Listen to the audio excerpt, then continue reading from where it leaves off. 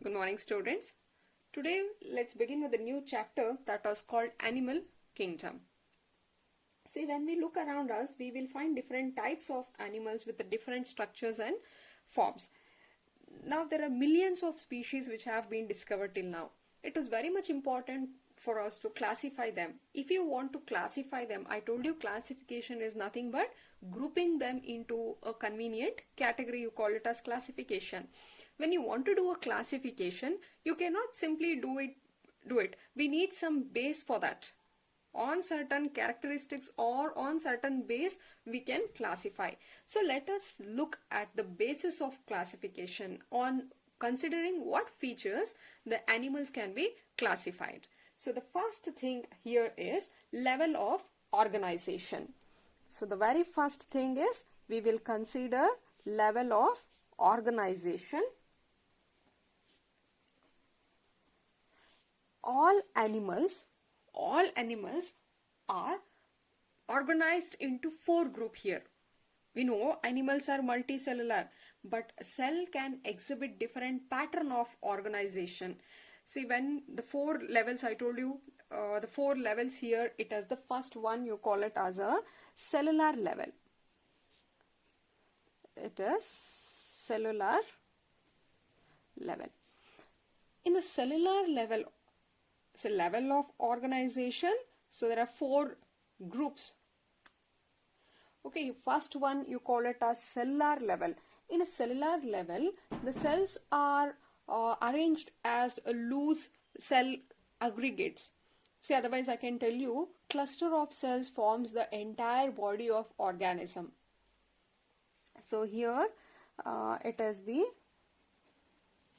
cluster of cells forms the entire body of animal. So there are here group of cells. Some group of cells are there and this cell will perform all the function. Clear? Otherwise what they can do is these clusters of cell can aggregate. Loosely they can aggregate and then they can perform their work. So here at this type you can see in case of example, you can see that in case of sponges, so which belongs to phylum Porifera. Are you getting what I am telling? Basis of classification is there are certain features. These are the basis on which the animals can be classified. Out of that, the first feature is the level of organization. How is their body made up of? Whether they are formed by cells or by tissue, organ, otherwise the body contain the organ system. What? Based on that, it is level of organization. The first basic group or the lower level of organization is called cellular level, where the clusters of cells will form the entire body. Here body meaning it is the group of cells will form the entire body. So in the second level it is called tissue level. See here what happens, group of cell perform some function. In this kind of animal you can find the tissue. And how are tissue formed? Here it was cell. In the tissue level, group of cells will perform some function. There are some group of cells which you call it as a tissue, and these tissues will perform some particular work, and that is the tissue level of organization. And this you can see in case of Coelenterata. Example, Hydra, Coelenterata. Third level is called organ level. Here what happens, in this kind of animal, it will have cell, it will have tissue, and now here the group of tissues together form the organ to perform particular function. We call it as organ level. So here group of tissue together form organ. And now these organ will perform particular function. There are different organs for performing particular or different function.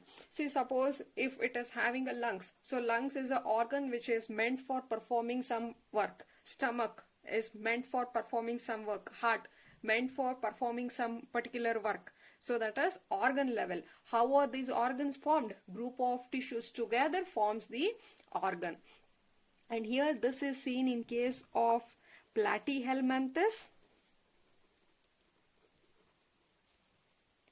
Right? And the fourth, the higher level, you call it as a organ system. Organ system level of organization. Here what happens? Many organs are grouped to perform specific functional system. Many organs grouped to form specific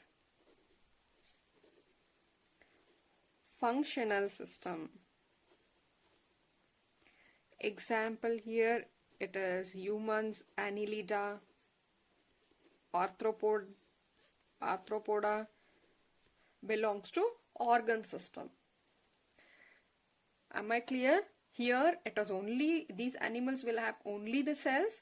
In this, the cells will be grouped to form tissues. In this, the tissue will be grouped to form organ. So these animals will have organs to perform particular function.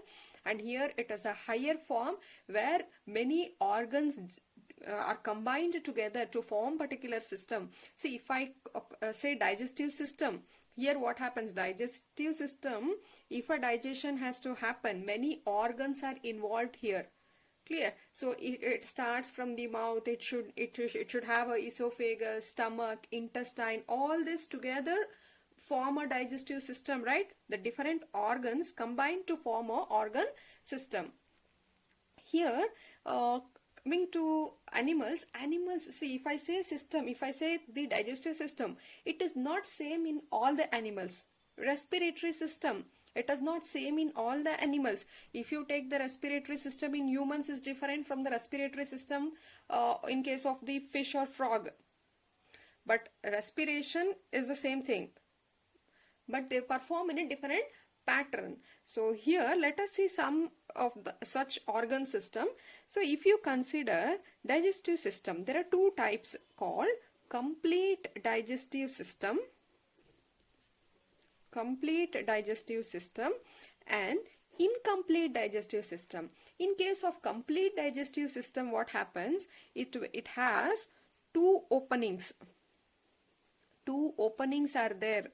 That is, one will be mouth and another is a anus. Why this mouth? Mouth is for ingestion.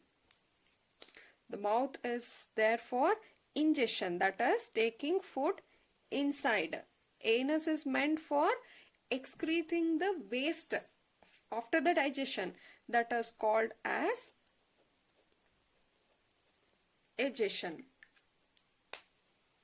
Ingestion is taking inside the food, that is through the mouth, and one more opening which is a anus is the egestion, to throw the unwanted materials or unwanted nitrogenous waste after the digestion.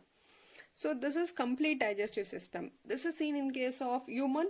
We have a mouth, two opening, mouth and a anus. So in case of incomplete digestion, incomplete digestive system,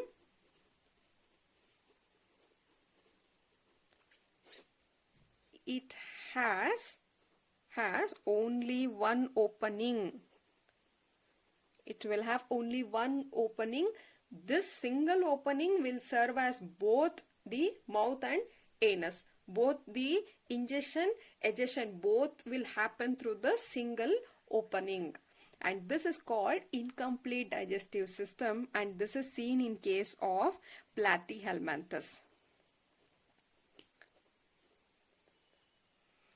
Platyhelminthes which will have only a single open. If there is two opening, mouth and anus is separate, you call it as complete digestive system. If it is having only one opening, you call it as a incomplete digestive system. Similarly, if you take a circulatory system, we know what is the function of circulatory system. So here also you can find two types. One you call it as open circulatory type. This is there to circulate the blood. So in case of open circulatory type, what happens when blood is pumped directly without any vessel, that is, heart is pumping the blood directly without having any vessels. The blood is not carried in any vessel. That is, when blood is pumped directly without any vessel, you call it as open circulatory system. And this you can find in case of arthropodas, mollusca. You can find open circulatory system where what happens here is the tissues, the cells or the tissues are directly bathed in the blood in the open circulatory system. And also one more thing, what happens is the lymph fluid, that is the intestinal fluid which are found, they will get mixed with the blood, that you call it as a hemolymph. That happens in case of open circulatory system because they are not carried by any vessel. So there is mixing of the blood with the lymph fluids. Lymph, I think you know what is lymph. Blood will mix with the lymph fluid. That is called, clear? Blood and lymph will mix to form hemolymph. This will get mixed in case of open circulatory type. In case of closed circulatory system,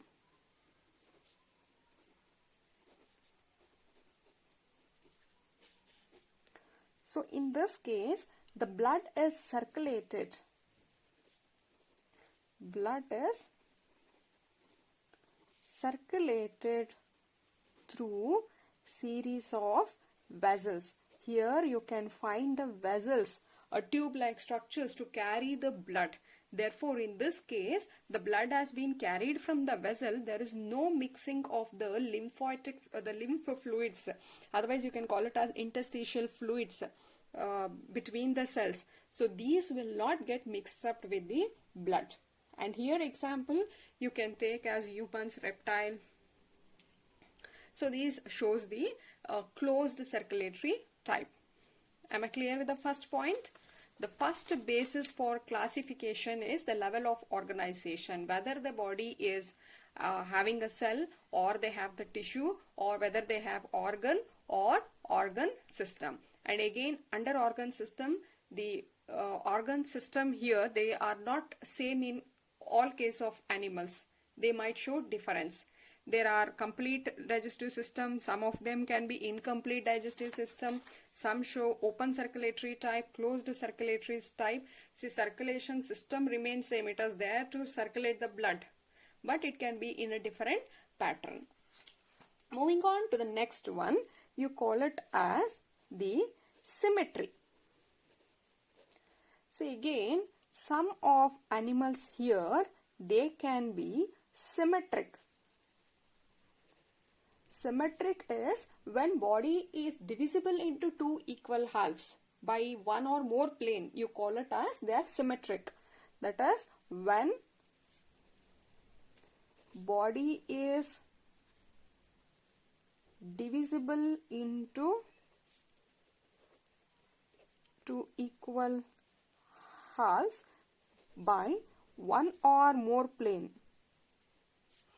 You can, if there is an animal, if you are able to cut that animal into two equal halves by one or any plane, by this x, y, or in any plane, if you are able to cut it, you call it as symmetric. If you are unable to do that, when body is not divisible into equal halves by any plane, you can take, see, amoeba. Amoeba is irregular in shape. Therefore, in any plane, we cannot cut them into two equal halves. If you take sponge, that is also not possible. So here it is, you call it as asymmetric. Here it is not divisible. Body is not divisible into equal halves. That time you call it as asymmetric. Under symmetric, again it can be of two types.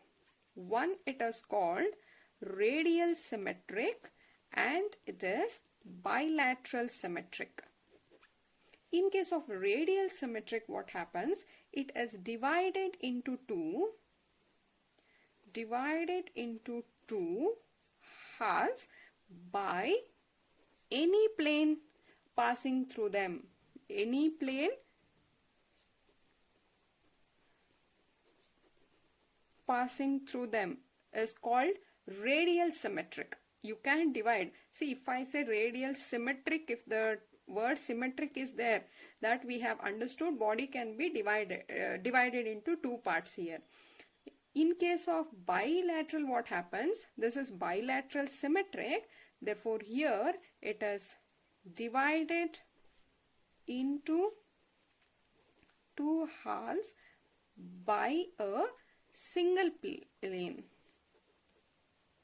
Here, example, you can see it in case of hydra, jellyfish.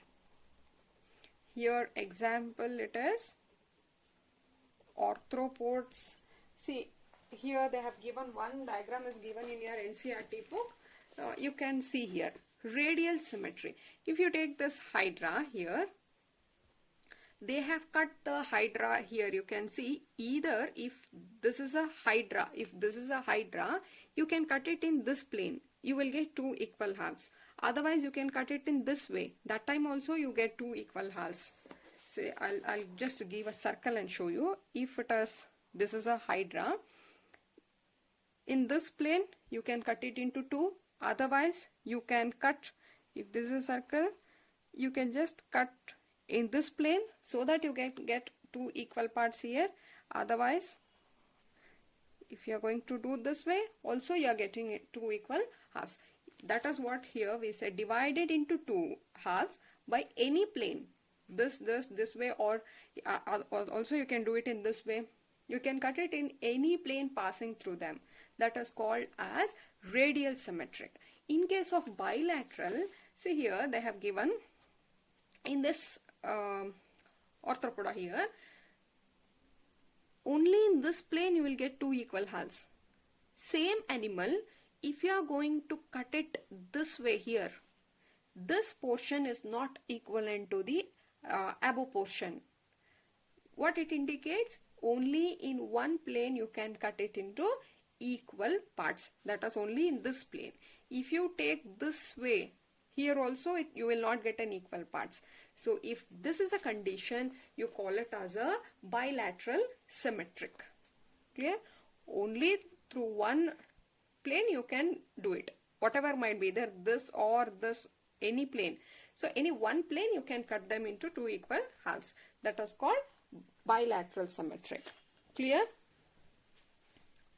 Symmetric, in this under symmetric, one type is radial, one more is called bilateral. Radial because see here you can cut it in this way, like radially you can cut. In bilateral, only one in one plane you can get two equal parts. Now the third basis is whether it is a diploblastic or triploblastic organization. Third one, it is called diploblastic and triploblastic organization.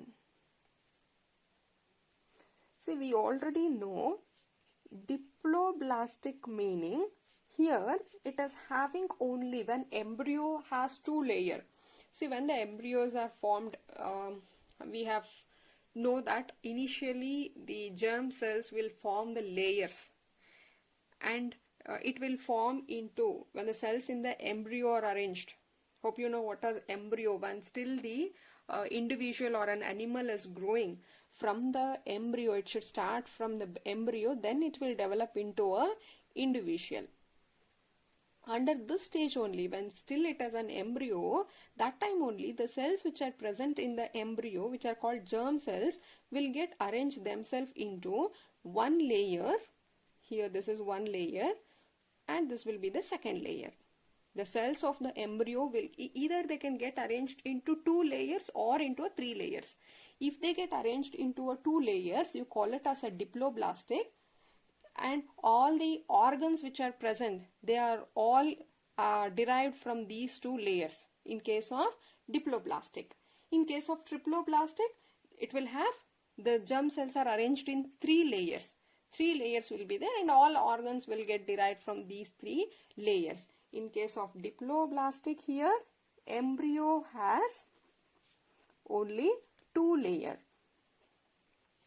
One, it is the ectodermal, external ectodermal layer, and second one, internal one, you call it as a endodermal. See, if these are the germ cells arranged, the outer one you call it as an ecto, the inner one you call it as a endoderm, and all organs are derived from these 2 layers. That is in case of diploblastic. If it is triploblast, triplo meaning has a name indicate here tri, meaning here the embryo will have 3 layers. It will also have the outer ectodermal and inner endodermal is also there. Apart from that, middle one, you will find one more layer in the middle which is called as mesoderm. And these you can see in case of Platyhelminthes, and this you can see in case of Coelenterata. See here you can see in this case, these are the diploblastic where only ectoderm and endoderm is present.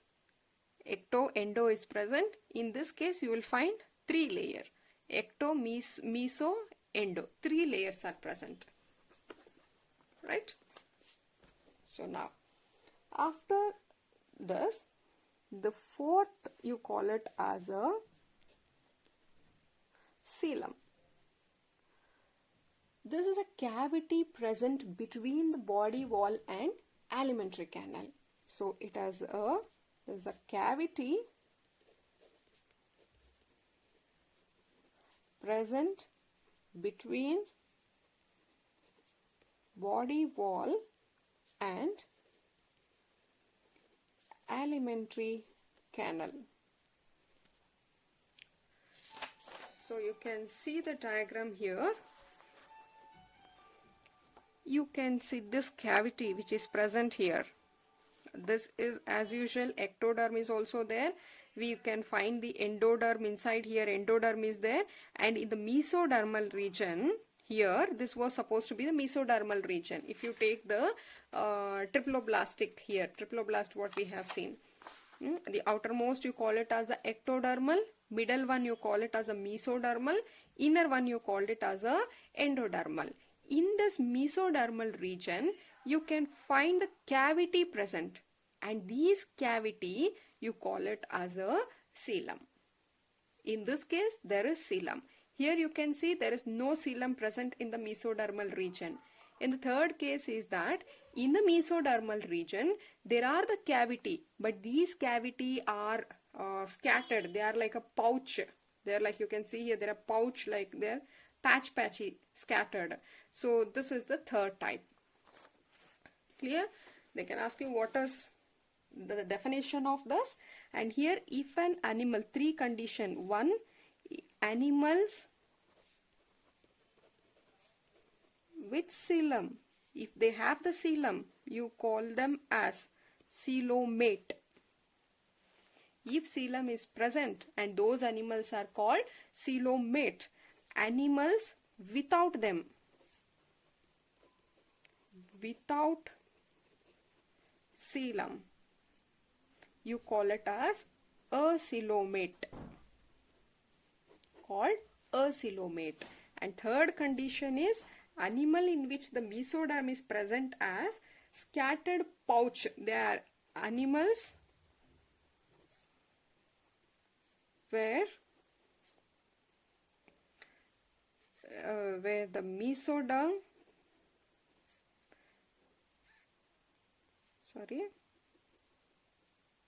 animals where it is present as scattered pouches, you call it as pseudo. Pseudo meaning it is a false, but they look, therefore it is pseudo-coelomate. Am I clear?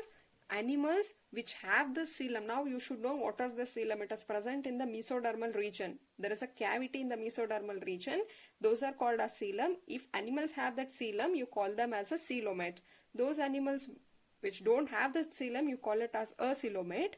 And some of the animals in the mesodermal region, they have some scattering pouches which look like the coelom. So therefore you call it as a pseudo-coelomate. An example here, this kind you can see in case of Annelida, Arthropoda, Annelida, arthropods are example for this. And this you can see in case of Platyhelminthes.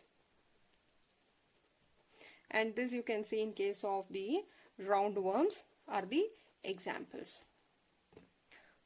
Clear? So this is our fourth basis of classification.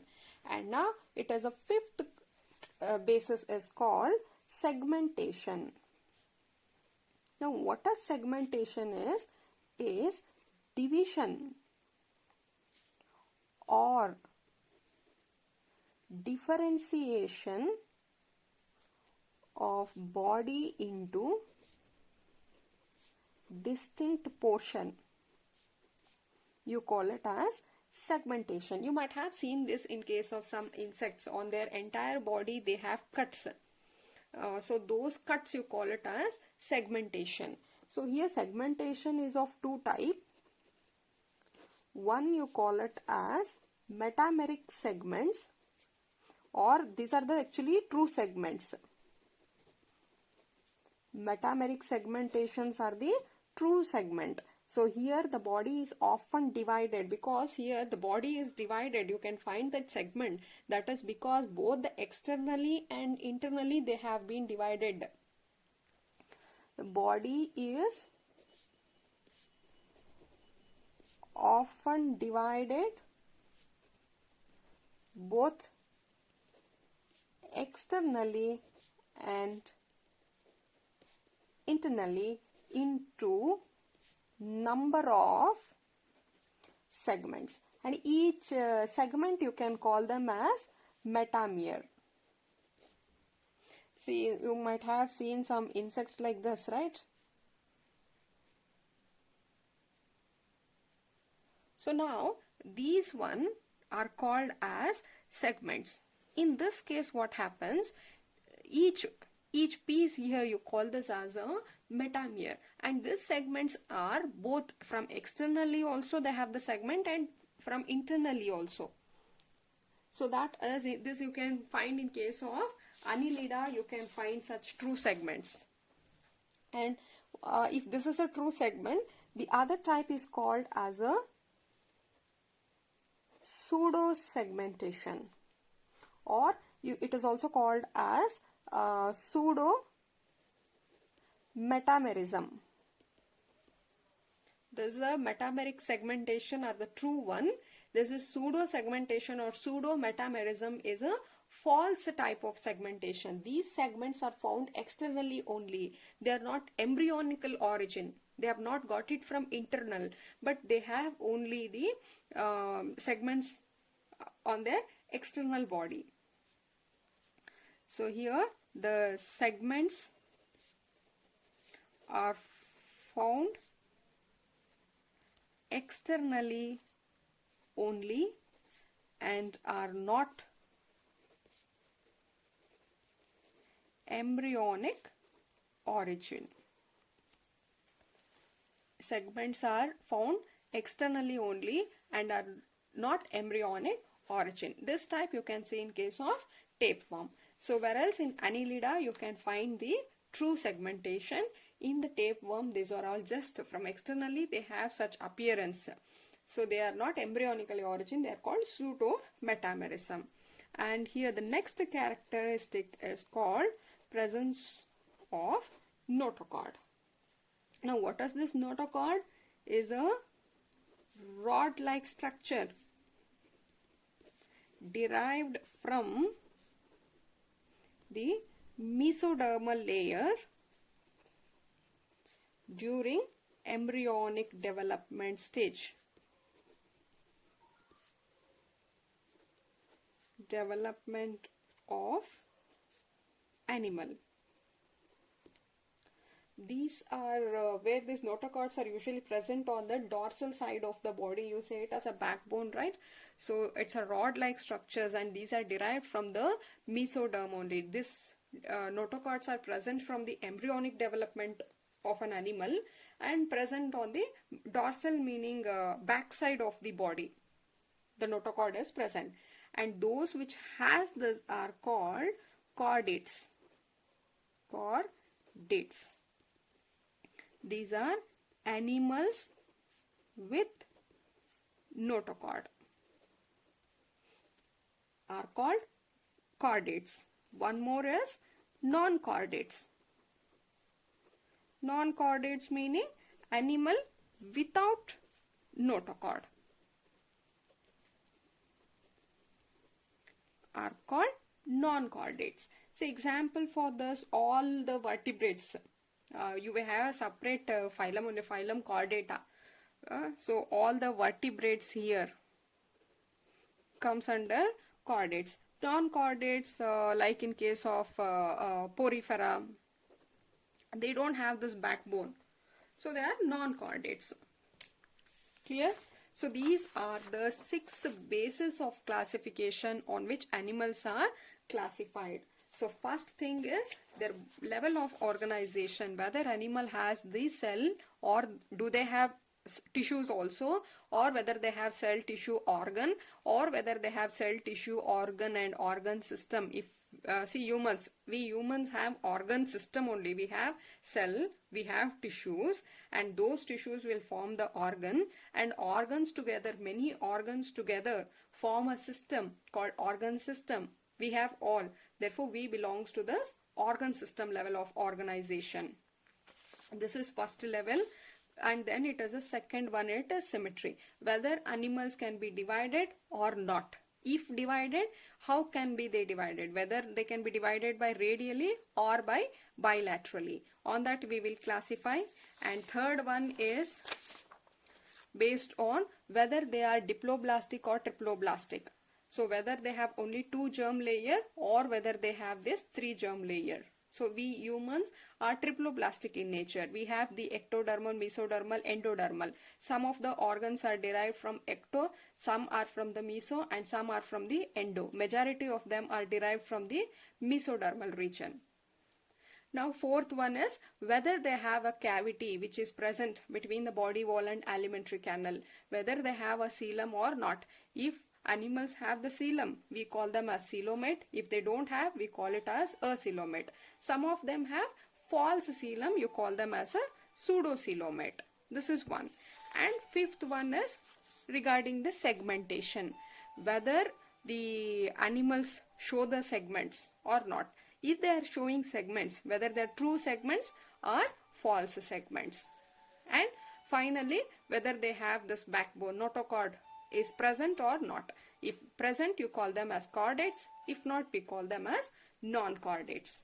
So these are the basis of classification, and this will be very, very important. Please